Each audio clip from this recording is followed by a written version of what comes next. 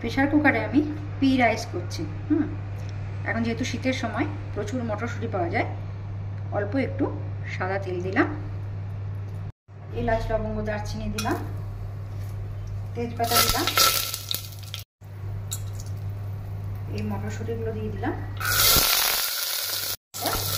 এই চালটা আমি ধুয়ে রেখে দিয়েছি, চালটা ধুয়ে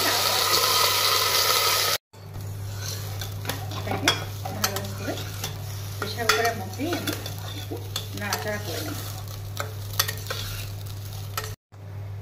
এর মধ্যে লবণ দিয়ে দিলাম। একদম ঝুরঝুরে প্রেশার কুকারে পি রাইস আমি তৈরি করে নিয়েছি। অসম্ভব সুন্দর ঝুরঝুরে পি রাইস। দারুণ স্বাদের এই পি রাইসটা বাড়িতে বানিয়ে দেখবেন, অসাধারণ স্মেল, দেখতেও অসাধারণ হয়েছে। এটা এরকমভাবে বানিয়ে খেয়ে দেখবেন, যদি ভালো লাগে তো like comment share must, subscribe করবেন চ্যানেলটাকে। ভালো থাকবেন সবাই, থ্যাংক ইউ।